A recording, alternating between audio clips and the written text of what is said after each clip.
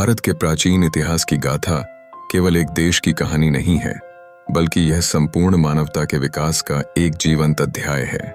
एक कथावाचक के रूप में मैं आपको उस कालखंड में ले चलता हूं जहां भारत विश्व गुरु के रूप में प्रतिष्ठित था।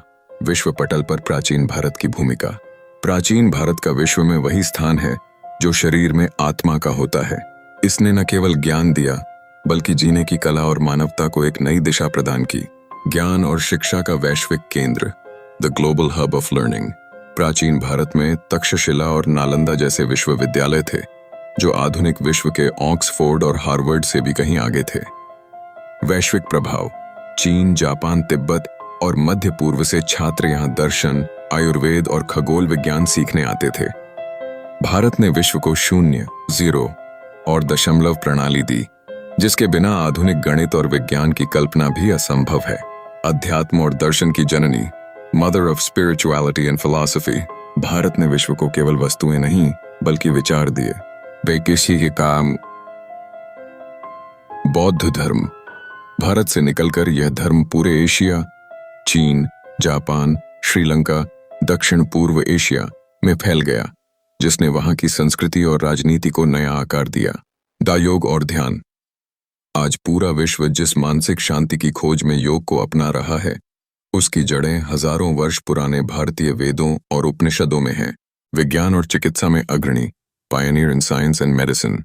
जब विश्व चिकित्सा के प्रारंभिक चरणों में था, तब भारत में महर्षि सुश्रुत शल्य चिकित्सा के जनक जटिल सर्जरी कर रहे थे। आयुर्वेद।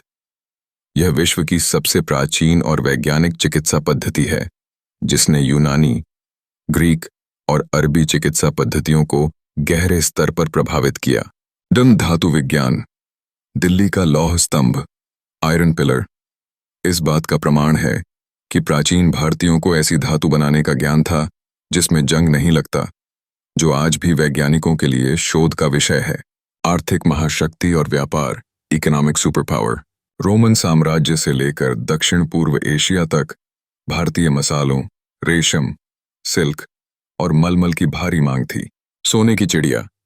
प्राचीन काल में वैश्विक जीडीपी में भारत की हिस्सेदारी लगभग 33% से अधिक थी। भारत का व्यापारिक मार्ग, सिल्क रोड का हिस्सा, सांस्कृतिक आदान प्रदान का सबसे बड़ा माध्यम बना। सांस्कृतिक विस्तार। बृहत्तर भारत, ग्रेटर इंडिया। भारत ने कभी किसी देश पर आक्रमण करके उसे अपनी सीमाओं में नहीं मिलाया, बल्कि अपनी सांस्कृतिक शक्ति से पूरे दक्षिण पूर्व एशिया को प्रभावित किया।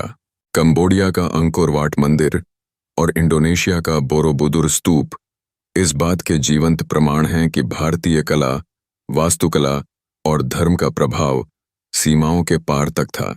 संक्षेप में कहें तो प्राचीन भारत का इतिहास वसुधैव कुटुंबकम, संपूर्ण विश्व एक परिवार है, के सिद्धांत पर आधारित था। भारत ने विश्व को शांति का संदेश दिया, विज्ञान की नींव रखी और एक ऐसी सभ्यता का निर्माण किया जिसने सदियों तक पूरी दुनिया का मार्गदर्शन किया। भारत वह भूमि है जहां मानवता ने अपनी पहली लड़खड़ाती आवाज सुनी, जहां सभ्यता की पहली किरणें फूटीं और जहां ज्ञान का सूर्य पहली बार उदय हुआ।